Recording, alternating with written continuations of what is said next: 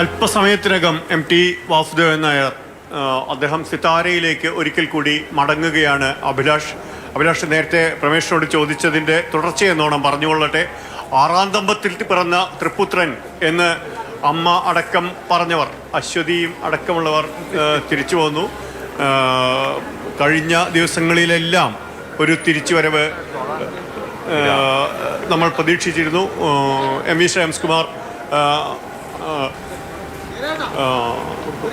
Sir, എന്താ വളരെ വളരെ വൈകാരികമായിട്ടുള്ളൊരു നിമിഷമാണ്. പ്രത്യേകിച്ചും മാതൃഭൂമിയെ സംബന്ധിച്ചിടത്തോളം, മലയാളത്തെ സംബന്ധിച്ചിടത്തോളം, ഈ ഭാഷയെ നിശ്ചയിച്ച മനുഷ്യൻ, ഈ ഭാഷയുടെ ഓരോ ഘട്ടങ്ങളും നിശ്ചയിച്ച മനുഷ്യൻ. നികത്താൻ പറ്റാത്തൊരു ഘടകമാണ്. കാരണം ഒരു എഴുത്തുകാരൻ, ചലച്ചിത്ര പ്രവർത്തനത്തിലുപരി അതോടൊപ്പം തന്നെ മാതൃഭൂമിയുടെ എഡിറ്റർ എന്ന നിലയ്ക്ക് ഈ 3 നില അദ്ദേഹത്തുമായി ബന്ധമുണ്ടായിരുന്നു വളരെ കാലത്ത്. അദ്ദേഹം ഒരു ഇതിഹാസ പുരുഷനാണ് ഇവിടെ വാങ്ങിയത്. അദ്ദേഹത്തെ ഒരു നോവൽ വായിച്ചു കഴിഞ്ഞാൽ ആ പശ്ചാത്തലത്തിലേക്ക് നമ്മൾ പോകും. 2ാം പൂഴം വായിച്ചു കഴിഞ്ഞാൽ നമ്മൾ ഭീമൻ്റെ കഥാപാത്രം നമ്മൾ ഉൾപ്പെടും.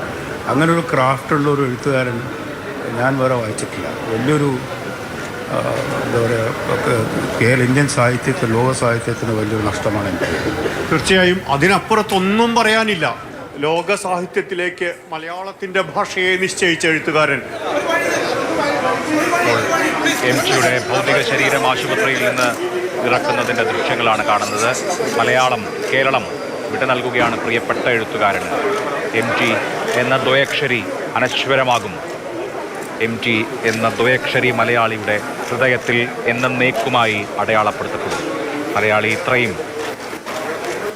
ഇത്രയും അഗാധമായി ഇഷ്ടപ്പെട്ട എഴുത്തുകാരൻ വേറെ ഉണ്ടാകില്ല.